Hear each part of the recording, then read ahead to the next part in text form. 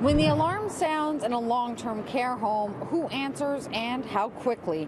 I'm Christina Howard, and those questions are being raised after a City News exclusive story aired earlier this week about a 69-year-old man who allegedly died while trapped in his bed rails.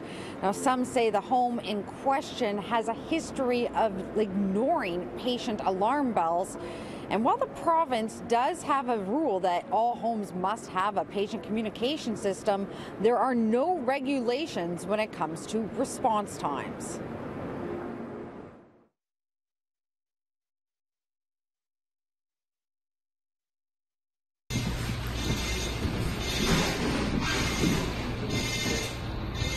This is a video filmed by Nellie DeJong walking through the halls of Maple Manor Long-Term Care Home.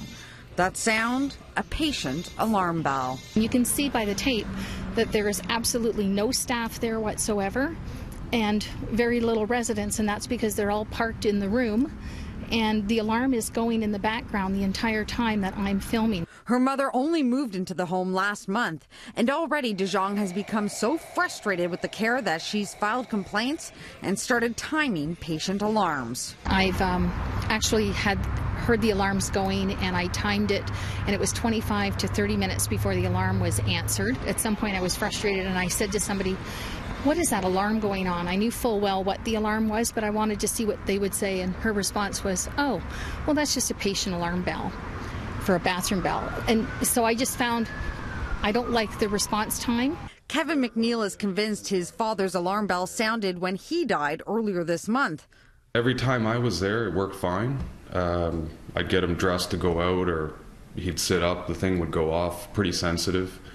And just that day it went off, and nobody got to him in a quick time. I mean, I don't know exactly the time. They're trying to figure that out. Do you think that a quicker response time could have prevented the death of Danny McNeil?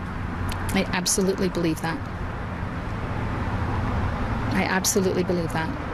I believe that it was a poor response time. And while government regulations state that all homes must equip all patient rooms and areas with alarms, according to a Ministry of Health spokesperson, there is no requirement in the Long-Term Care Homes Act that specifies a standard time for a response to a patient alarm. He adds that the ministry expects long-term care home staff to respond to alerts and calls in a timely manner and to ensure the care needs of the resident are met. LTC homes would have their own internal policies and procedures on this matter.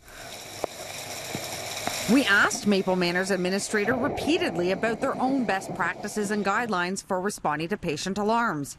They have repeatedly declined comment as McNeil's death is still under investigation.